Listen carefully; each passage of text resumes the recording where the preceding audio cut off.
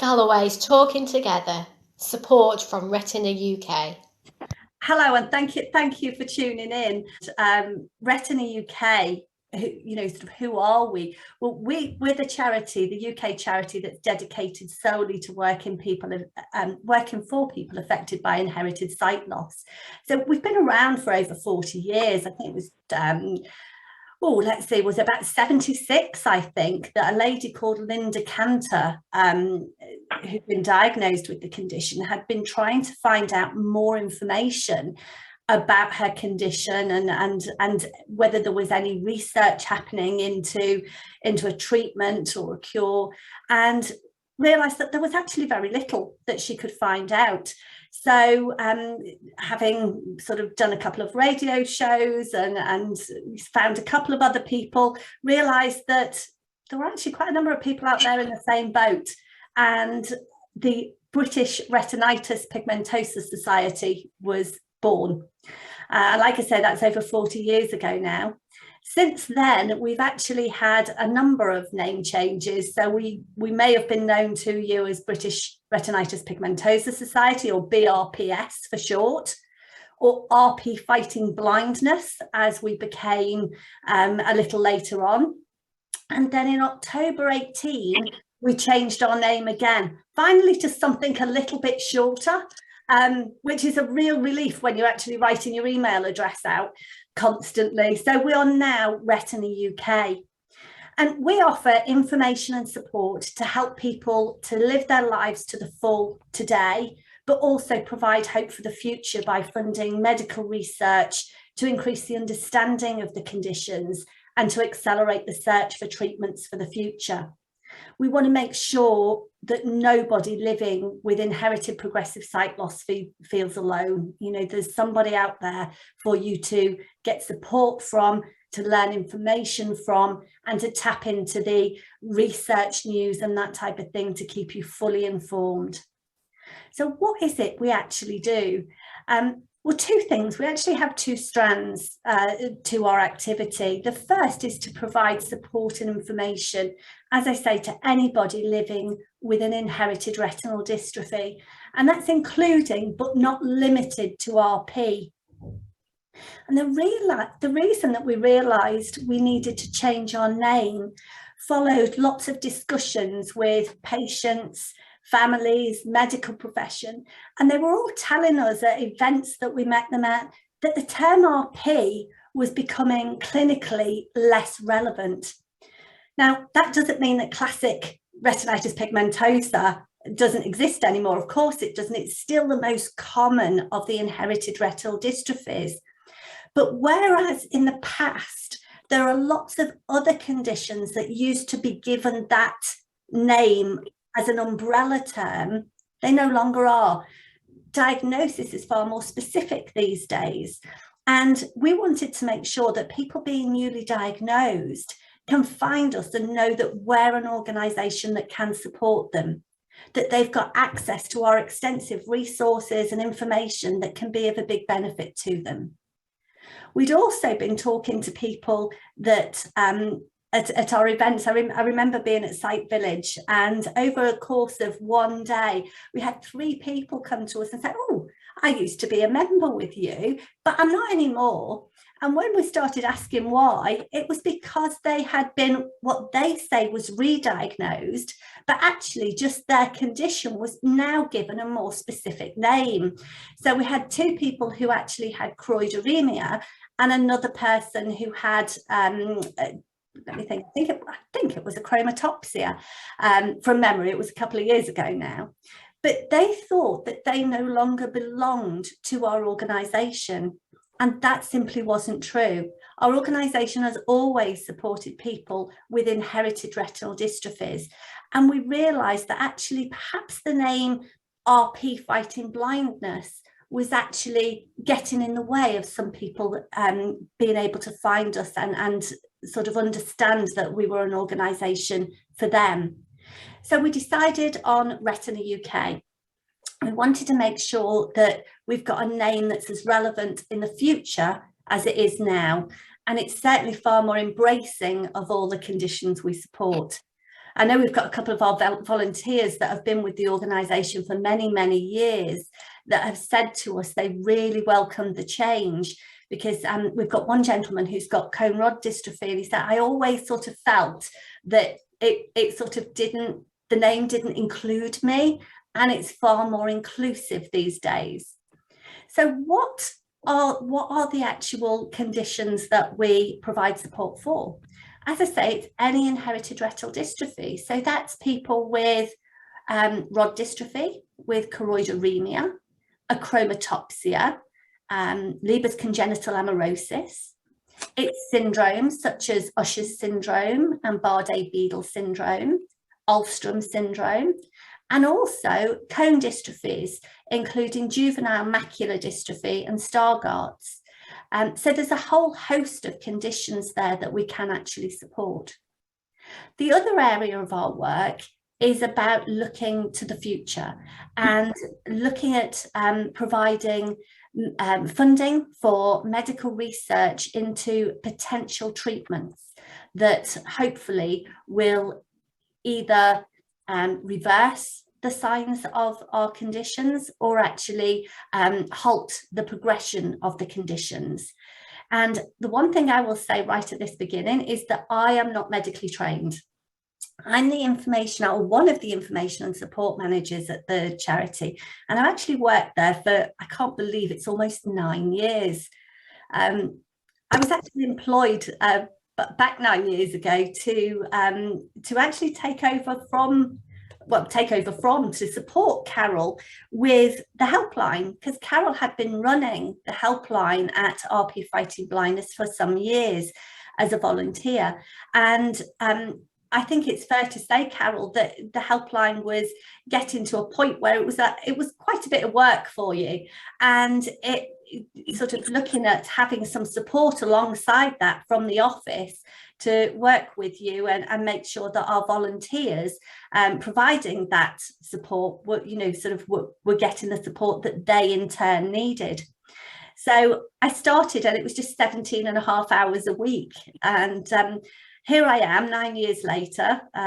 They've convinced me and twisted my arm to start working full time, which is great, but I have to say I do miss my Fridays off, Friday and having a nice long weekend. But I love what I do. I think the people that I've met through my work inspire me every day.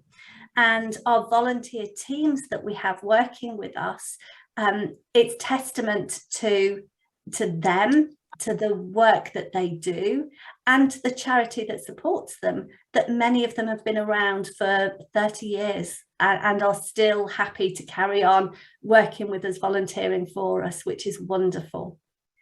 We believe out there are more than 25,000 people, at least, that are affected by inherited retinal disorders. And we want to make sure that we're offering the support to those people in a number of ways. So I thought the best way of going through some of the information that we offer and the different work that we do is to actually show you our website. Not only will that work, if you can see it, I will talk through everything if there's anybody who can't, but actually it'll act as a really good memory jogger for me, if that's okay. So let me just sort of explain a little bit about some of the work that we do. So this has taken us through into the Retina UK website. And the website is the first thing that I often talk about to people, because it's got a host of information on there.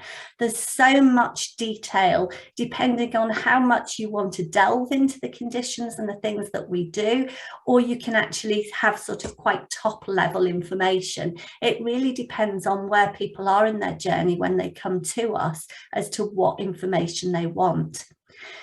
I'm going to take you in along the website is designed with a number of accessibility features built in. So if you scroll down slightly below the menu that's on the left hand side, there are some accessibility buttons that allow you to change the contrast. They can enlarge the text, or they can go to just word only information and get rid of the pictures, the images for you. Along the top in the main part of the screen, there is a banner that goes through telling about some of the key things that we have at the moment.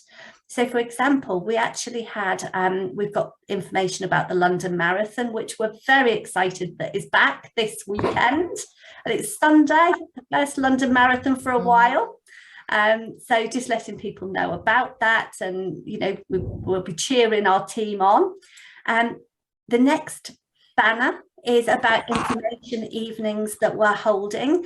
Unfortunately, we haven't been able to do much activity face to face. And this month we have decided to keep our information event online. So we do have an upcoming event on the 13th of October. The next one talks about our local peer support groups. And we are currently wanting to, we are currently reviewing and expanding those. So again, at the moment, our local peer support groups are meeting online regularly. So I was just working on Saturday with the London group. They're meeting bi-monthly online. Some of our other groups are meeting a little more regularly or a little less regularly, depending on what works for them. The great thing about our local groups is they're run by a volunteer who's living with one of our conditions. They have support from us at the office, but it's very much about what the group and the group participants want it to be. There is no one size fits all. And the great news is that we are just starting a new meeting in Manchester, starting next week. The very first online group that we've got in Manchester is on Tuesday the 5th. So that's one that we're looking forward to. There's an opportunity there to join our mailing list if you want to get more information and keep up to date with the charity. And then our new area of Unlocked Genetics that I'll come back and talk about in a bit. Down the menu on the left-hand side, there's a number of areas. So along there, you've got lots of information. So you've got the information and support, and it talks about all of the different ways you can get support from us. There's the section Get Involved, which explains exactly how you can get involved, whether that's through volunteering, whether it's fundraising, whether it's activities like throwing yourself out of a plane, or something a bit more sedate like doing a cake bake or something like that. There's a section about us that tells you about the work that we're doing, our team of trustees and the staff team. There's a section specifically around research, and these days we have an amazing lady that works with us called Kate, and she's our research manager. And it's something that it's a position that we had been crying out for many, many years. And I have to say, since she's been on board, the information that we get is absolutely brilliant. Our medics have always been amazing at making sure that we have very, very good up-to-date information.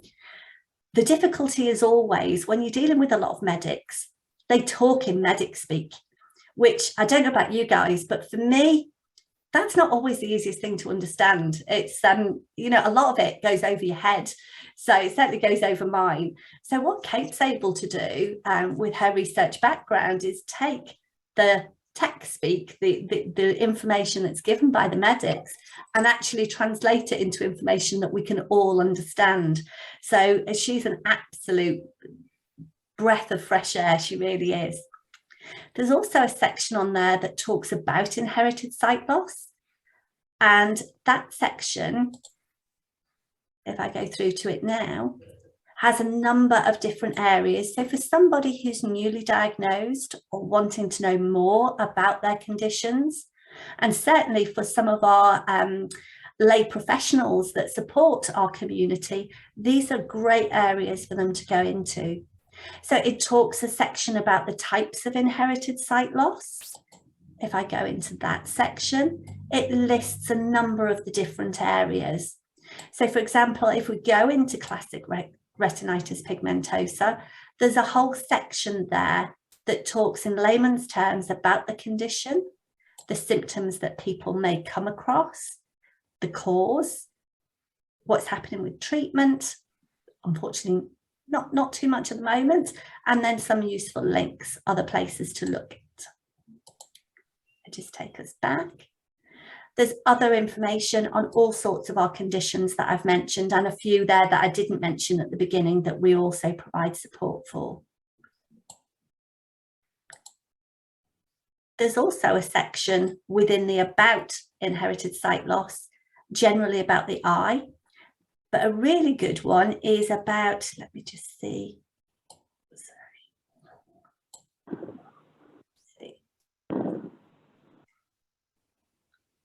and I've lost the section. There's a section at the bottom there, sorry, that talks about research. So a couple of people mentioned that they've got cataracts as well, and many people within our community do find that they are more prone to getting cataracts, so we do have a section there that talks about that. And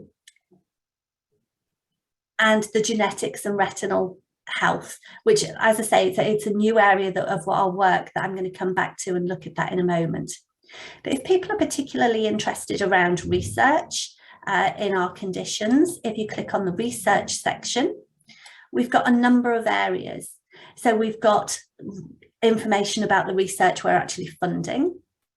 I don't know what people know about funding medical research, but it's really expensive. Medical research costs a fortune. So what we often tend to do, and charities in general, we tend to get involved in funding research that's at really early stages. Because that's the bit that they find very difficult to get funded through the people with lots of money. So the types of research we fund is we'll go out and ask for, we'll put a funding round out. So all the medics will be made aware that we're actually opening our funding round, and they can put in applications to our medical advisory board.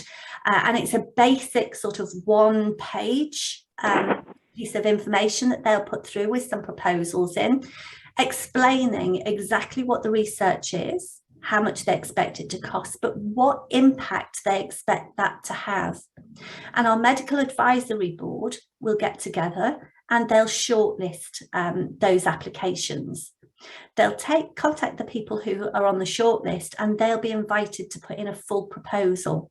And we tend to go for research that's got really great potential to go on to later stage clinical trials, but it really is early stage, which means we can be right at the beginning of some cutting edge research. Once people find that the research is working well, then that opens up other funding opportunities for them with pharmaceutical companies, with the likes of the Wellcome Trusts and the big funders, because you're talking about, you know, sort of millions of pounds at a time to get through a clinical trial phase. And that's obviously not the sort of money that charities are able to invest. But clinical trials wouldn't get to that stage without the work of the charities and the investments that we're able to do for the early stage research. So it really is so important. There's also a section on there that talks generally about different approaches to treatment and what is actually out there being trialled. And there's an opportunity, a section there about joining the research effort. If that is something you're really interested in, it talks about how you can actually go about that and gives some really good links. And the sections down there on the latest research news, for example. So that's not only the research that we're doing, but general research that's out there that we're hearing good things, good news stories about. So there's lots and lots of information in that section that people might want to tap into. What I'm going to do is just take us back to the information and support section, because something that really complements that information is actually hidden in here in our recording section. So again, you can access the pages either by the list on the left-hand side that has all of the links to it, or there's also some images that I'm scrolling down now in the center main piece of the screen. And as you scroll down, you'll get to a section that talks about, you've got publications, which is you can access all our previous newsletters and that type of things, but our recordings. We have recently started doing a series of webinars. And this is something that we aim to do one webinar a month. So it is, by the name of it, it's online, obviously, and we're choosing a different subject each month. So far, the subjects have been quite medically focused. They've been around some research because people told us that's what they wanted to hear early days. So we had the first webinar was from one of the researchers that we are funding, and that was around inflammation and retinal degeneration in RP and what lessons can be learnt to help us to identify treatments in the clinic. There was another one that was done specifically around Stargardt's disease. And then there's another one due on, I think it's towards the end of October, I think around the 27th. And that's a gentleman called Michael Gilhooly, and he's going to be talking about optogenetics. Now, optogenetics is a really exciting area of research for two reasons. One, it was in the news not long ago, very exciting results from a clinical trial taking place in France. And two, it's because it's not, as a lot of research that's happening at the moment, it's not specific to a person's gene fault. The gene mutation doesn't really matter with optogenetics in quite the same way. And it's also something that can be effective if you're end stage RP, whereas some of the gene therapies are more appropriate if you still have some useful vision. So it's quite exciting on a number of points, and that's going to be towards the end of October. We've also, in the future, we do have some things planned around sort of more day-to-day living, so things around mobility apps and general tech that is going to help with day-to-day living. Sports, we're talking to British Blind Sports to come in and talk about mental health and sport, sort of being able to help that and keep us well. So that watch out for our webinar program, and we'll be updating that every couple of months to let you know what's coming. We've also got some podcasts that we've recorded. So we've got a number of things there. I don't know whether any of you watched the Paralympics and supported our team in the velodrome. And we have Steve Bate, who's one of our cyclists. I think he won silver this time around. He has previously won gold. He is an amazing athlete. He actually started off, he's got RP, quite advanced RP, and he actually started off as a mountain climber, quite extreme mountain climbing with no harnesses or anything else. He's done some amazing things. But when he was told he was diagnosed with his RP, he carried on climbing for a while and soon realised actually it probably wasn't the best thing for him to continue doing, because much as he couldn't see the drop, it's a long way down should anything go wrong. So he decided, with the same gusto and determination, to start cycling. And within 4 years, he was at the Paralympics. He's quite an amazing guy. So it's a really interesting conversation with Steve, if anybody fancies a listen to that. There's also a section of, going back to research, of Kate, our research manager, talking in nice, clear, easy to understand terms about the current research that's actually happening. There's a talk from Linda Cantor, our founder. She does an interview with Retina UK talking about her first, deciding to set up the charity. So that's interesting listening.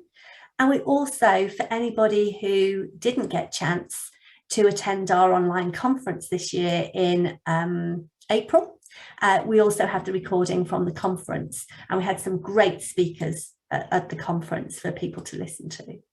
So our recordings are something that definitely, if you get fed up reading, then there's lots of things. You can go make yourself a cup of tea, put your feet up and just have a listen for as long as you want to some of the interesting talks that we've got on there. If anybody does have one of our conditions, or you know anybody who has one of our conditions, or you just want to learn more about what we do, please do visit the website if you're able. If you're not able to and want some information either by audio or want us to print some details out, then either contacting our helpline or our office. And if you would send out that information, the links to that information after the event, that would be great. Yeah,